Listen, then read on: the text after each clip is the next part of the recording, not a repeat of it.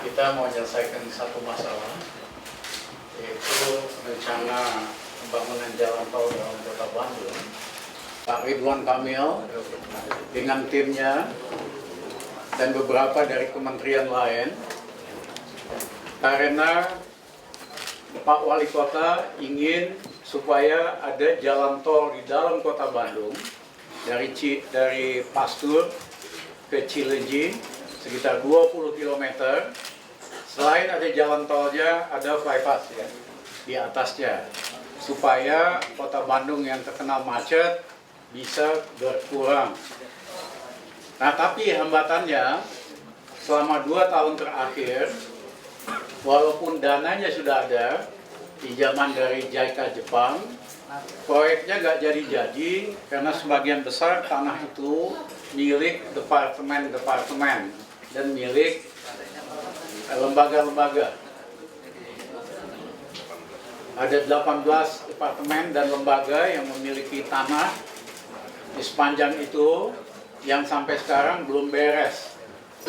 Jadi hari ini kita bahas soal itu.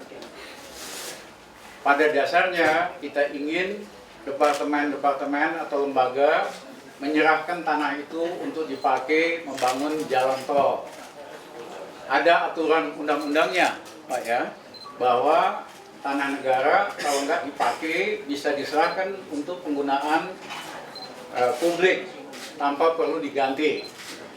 Tetapi seandainya perlu diganti, ya tentu kita akan pikirkan dananya dari mana, apakah itu dari APBN atau sebagian dari pemerintah daerah, atau tidak tertutup kemungkinan ditukar guling di lokasi yang lain, atau tidak tutup kemungkinan dikasih sahamnya aja kalau memang masalah, kalau itu badan usaha ya, BUMN misalnya.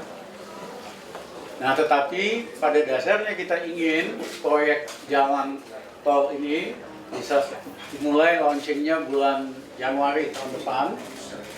Saat di sini kami minta Pak Wali Kota tulis surat resmi kepada kami, lembaga mana, departemen mana, badan BUMN mana yang tanahnya kena, ya aturan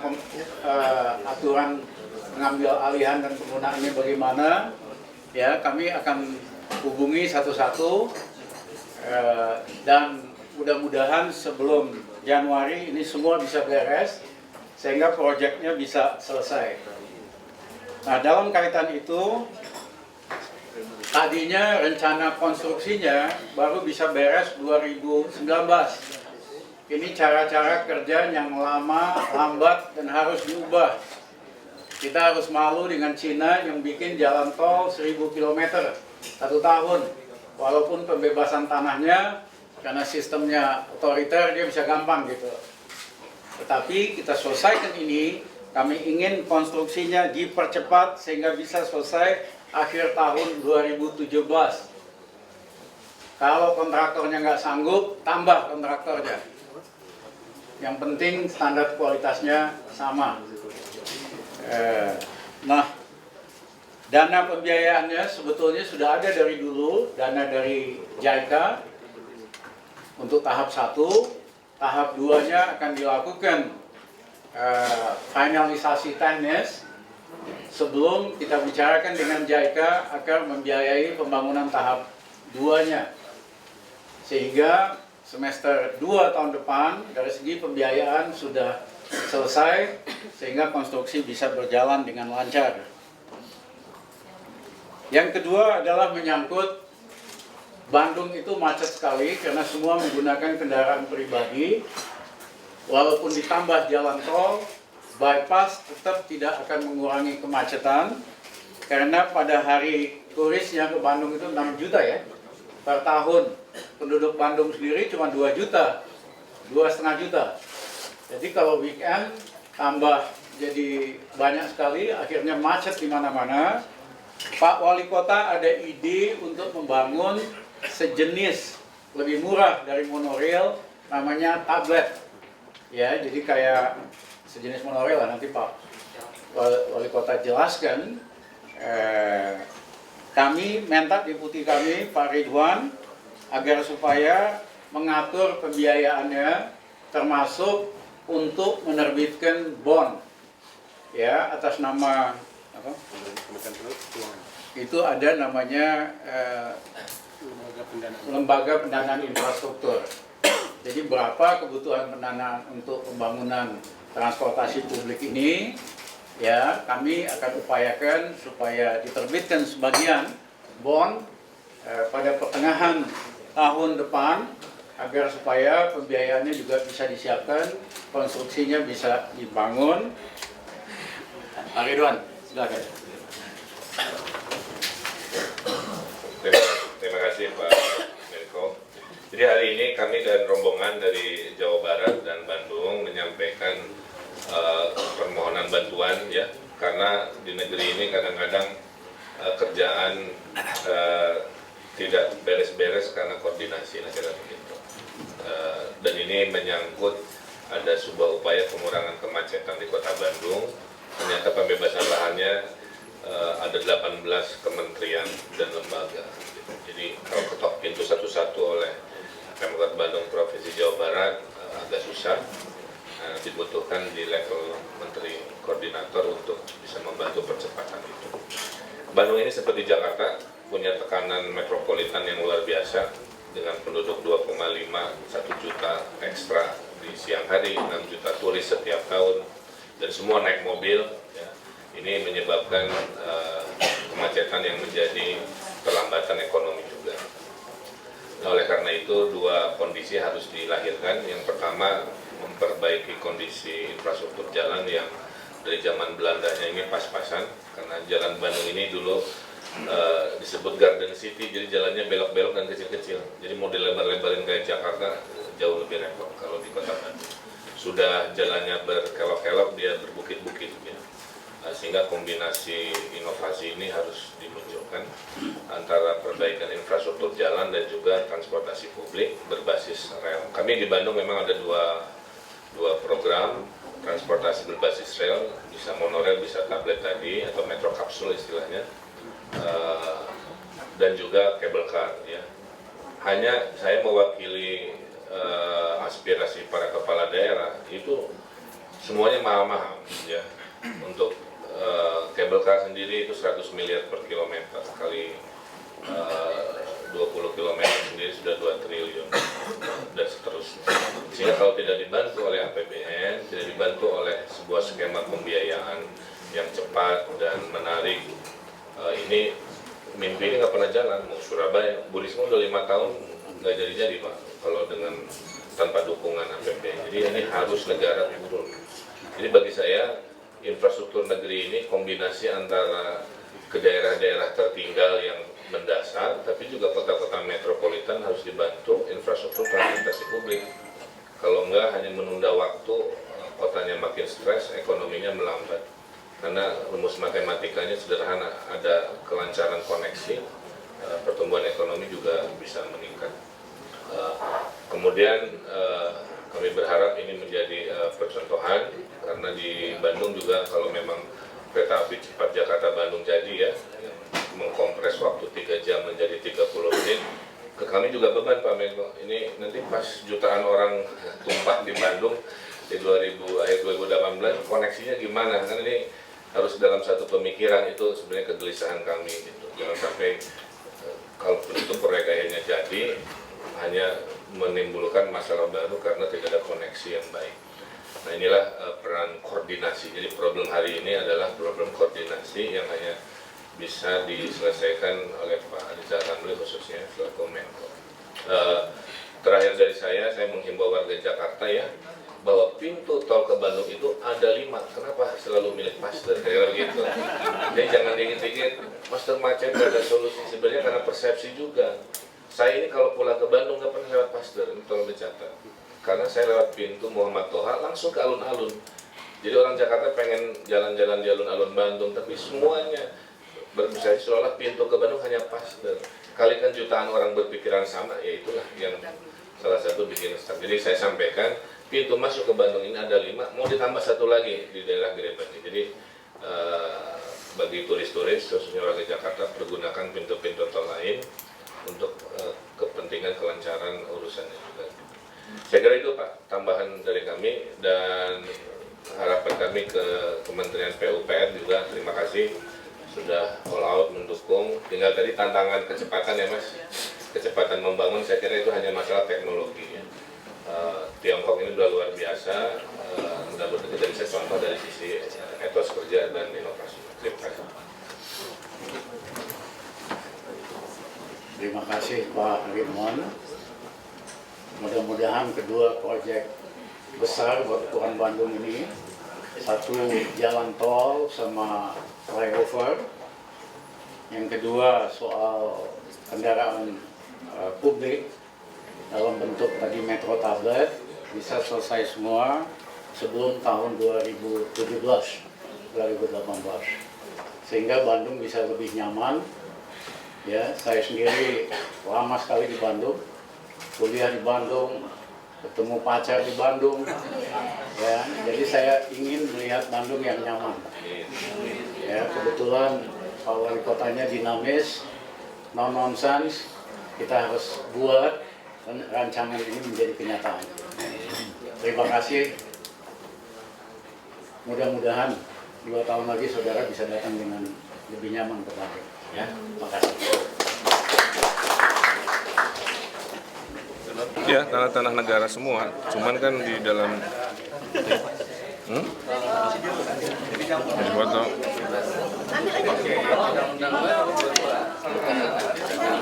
Sebutin juga boleh Pak? Ya, saya sebutin ya. Iya Pak. Bacain aja Pak. Ada tanah milik PU 2, milik militer 2, kepolisian 1, universitas 1, UIN ya.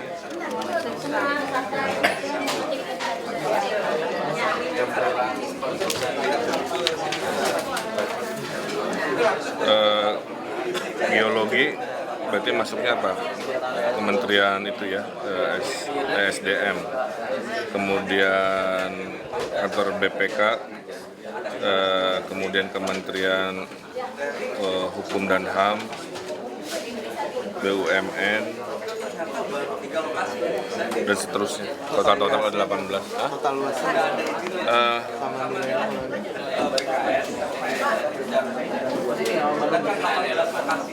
Saya nggak hafal luasnya, ini harus direkap, tapi intinya itu stretchingnya sekitar 15 km.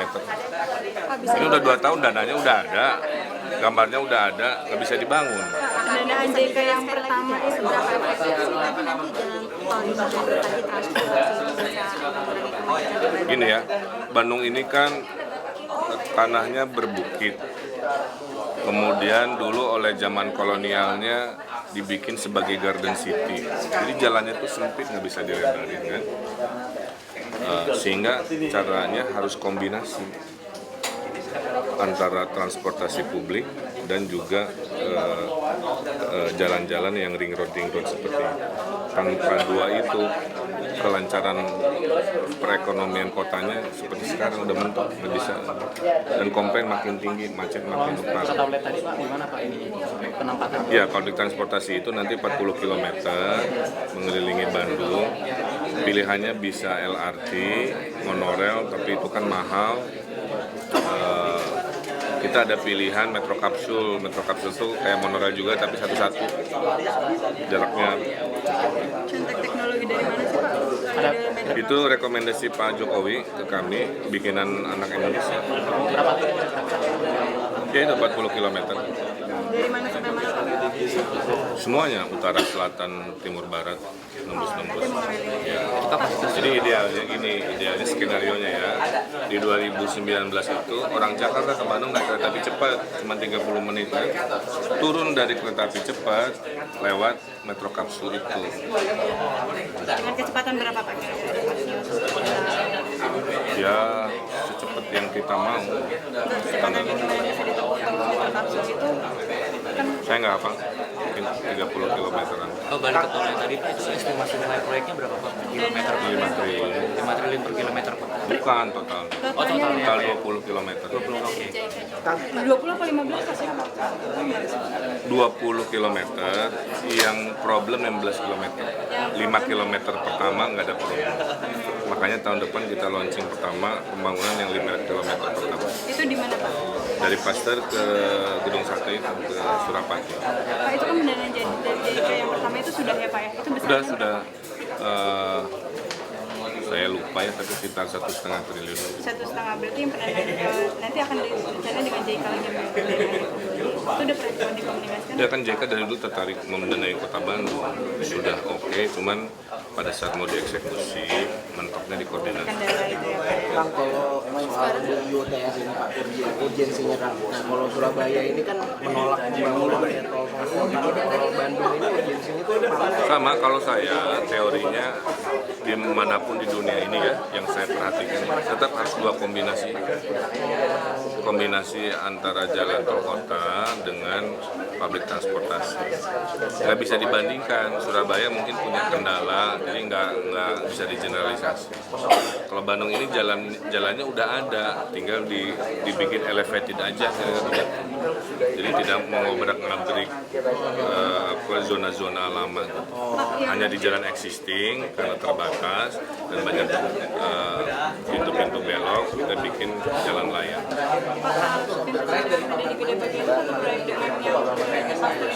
Beda itu udah dikerjakan. Jadi saya sampaikan ya, pintu masuk ke Bandung sekarang 5, ditambah Gede Bagi jadi 6.